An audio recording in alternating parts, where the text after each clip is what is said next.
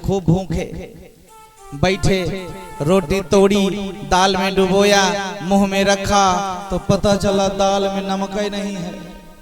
अब अच्छी भूख लगी है, अच्छा गुस्सा आया, और गुस्सा आया तो स्वामी जी खूब चिल्लाए।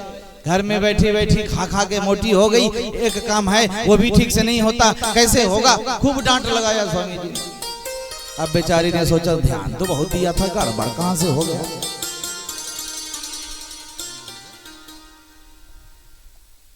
दूसरे दिन देवी जी ने दाल डाला, दाल में नमक डाला, अन्य कामों में बिजी हो गई।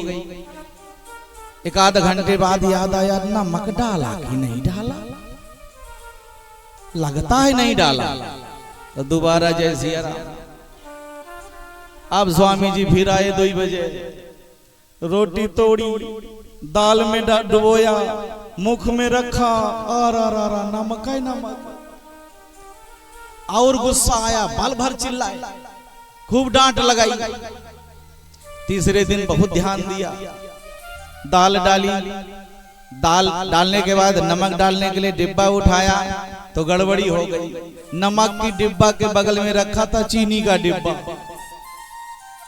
तो जल्दी जल्दी में चीनी का डिब्बा उठाया, ढक्कन खोला और जय सिया राम। आप स्वामी जी ने जो फिर 2 बजे आए स्वामी जी, रोटी तोड़ी, अब वो डर रही है कोने खड़ी कहीं कुछ गड़बड़ हो जाए। रोटी तोड़ी, दाल में डुबोया, मुख में रखा, अब तो बर्दाश्त के बाहर है। उठाया लाठी, पुराना जमाना, 4 लाठी मारा, नाच नाच के बेचारी आंगन में खूब रोए। किसी तरह उठी, उठ के गई रसोई घर में, नमक का डिब्बा उठाया और पटक दिया आंगन में। इस डिब्बे के कारण सब हो रहा है, नमक के कारण सब हो रहा है। अरे अच्छी पिटाई भाई। अब बताओ, नमक का डिब्बा खराब है कि तुम्हारा दिमाग खराब है? अब नमक बेचारा क्या करे, उसकी क्या गलती है? गलती तुम्हारे भेजे की है, तुम्हारा दिमाग काम नहीं करता, दोष नमक को दे रही हो।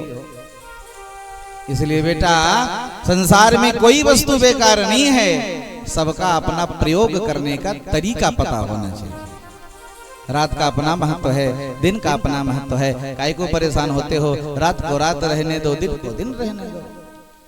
प्रियव्रत मान गए, परिणाम क्या हुआ? 7 दिन लगातार रथ में घूमने के कारण पृथ्वी 7 टुकड़ों में बंट गई, 7 द्वीपों की रचना हो गई। जम्बू द्वीप, प्लक्ष द्वीप, कुश द्वीप, क्रौंच द्वीप, साक द्वीप, पुष्कर द्वीप, सालमली द्वीप, ये 7 द्वीप हो गए। और जहां जहां रथ का पहिया गया था वहां वहां 7 समुद्रों की रचना हो गई। हिंद महासागर, प्रशांत महासागर, आप लोग जानते हैं, 7 महासागरों की रचना हो गई, समुद्रों की रचना हो गई।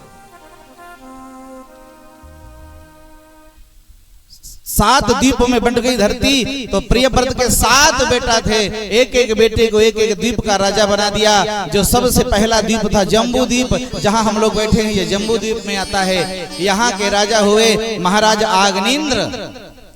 आग्नेन्द्र ने पूर्व चित्ती अप्सरा के साथ विवाह किया और उनके 9 बेटा हुए। 9 बेटों को जम्बू द्वीप को 9 भागों में बांटा, 9 टुकड़ों में 9 खंड कर दिया जम्बू द्वीप के। और जो पहला खंड था जिसका नाम है अजनाभ खंड, अजनाभ खंड को अपने बड़े बेटे को दे दिया जिनका नाम था नाभि। नाभि ने मेरु देवी के साथ विवाह किया और उनके यहाँ ऋषभ देव जी का जन्म हुआ। ऋषभ देव जी भी भगवान के अवतार हैं। ऋषभ देव जी का जन्म हुआ और ऋषभ देव जी के जन्म लेते ही वर्षा शुरू हो गई, बारिश शुरू हो गई, घनघोर बारिश हुई। इंद्र भगवान के चरणों में, ऋषभ देव जी के चरणों में गिर पड़े और उन्होंने अपनी कन्या जयंती का विवाह ऋषभ देव जी के साथ कर दिया। ऋषभ देव जी के द्वारा